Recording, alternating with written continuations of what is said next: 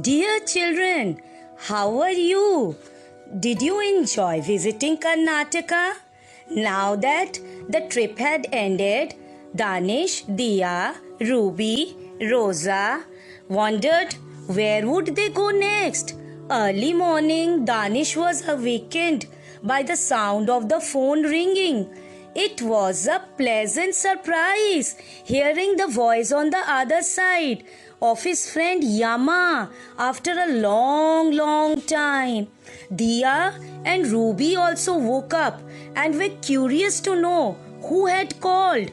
Happily, Danish replied, "It is my old friend Yama who lives in Itanagar.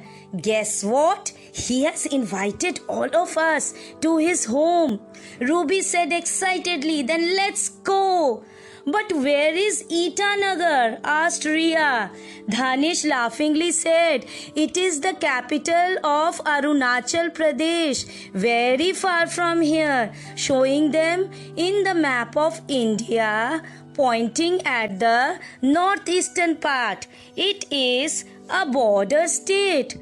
Everyone said, "Wow, let's go then." The day after, the children excitedly boarded their flight for their next destination, Arunachal Pradesh. Soon, their flight took off. Dia wanted to know more about Yama, and Danish was happy to share. Yama lives with his mother, grandmother, and little sister Tashi in Itanagar. They belong to the Apatene tribe. Arunachal Pradesh. What a beautiful name, said Rosa. What does it mean? Ruby was reading a book and she said, See, it's written in this book. Arunachal Pradesh means the land of the dawn-lit mountains. Yes, said Danish. You are right.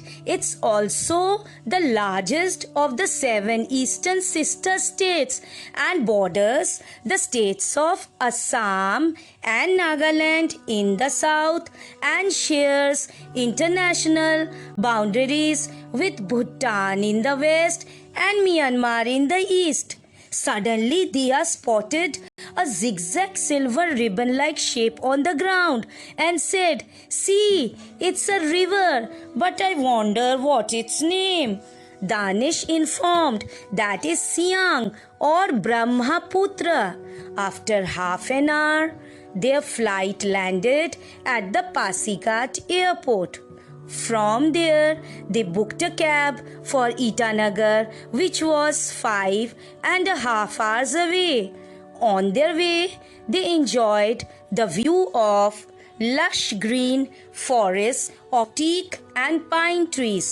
By the time their cab reached Itanagar, the children were tired. Soon they stopped in front of a beautiful bamboo house having a colorful garden blooming with beautiful orchids, and were welcomed by the smiling faces of Tashi, Yama, and their mother, Mrs. Dodgy.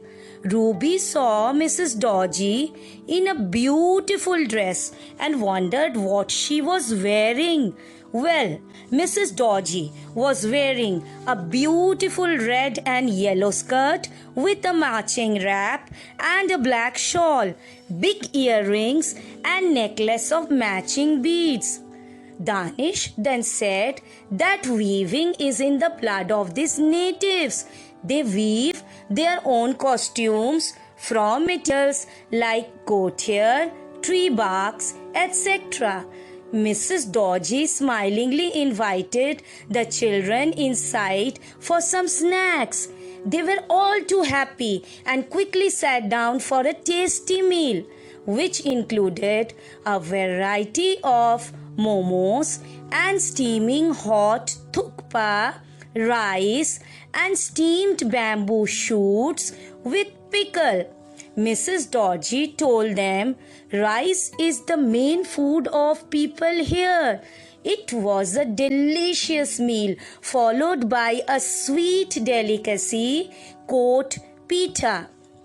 That night, as the children were going to bed, Mrs. Dodgy served them churpi made from yak milk, often used as a mouth freshener. Next morning, the sun shone brightly in their bedroom. Mrs. Dodgy welcomed the children with some hot tea and told them about the plan to visit the two monasteries and also Zero Valley. The children set out for their journey. They first went to Tawang Monastery, which is the second largest monastery in Asia. From there, the children went to the Bomdila Monastery, which had a stunning Gompa, one of the largest in India.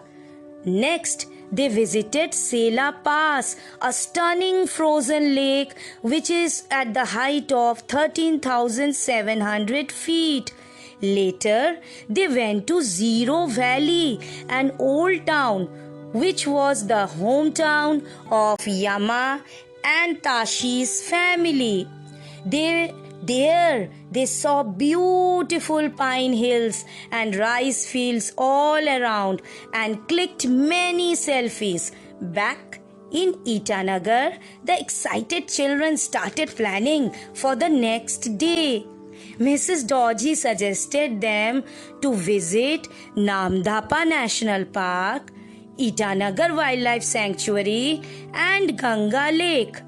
Next day at 4 in the morning, the children got ready and quickly had a breakfast of khurra, a pancake made with buckwheat flour, and the famous butter tea made with yak milk. What an adventure they had visiting Itanagar National Park.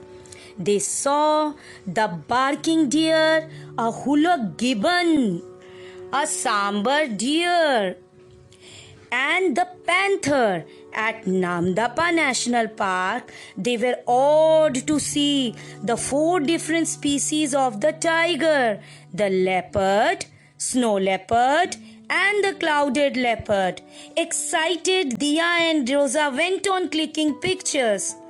At Ganga Lake, all the children enjoyed boating, which was quite relaxing. Back at home, they thanked Yama for inviting them to his home and letting them know about this beautiful state, an unexplored paradise which they would have never known. So children, now that you know about this beautiful land of Dawnlit Mountains, please find out the names of the major rivers flowing in this state and make a list of all the rare animals found there. So till then, Shubhra ma'am is saying Paya Peko. Take care.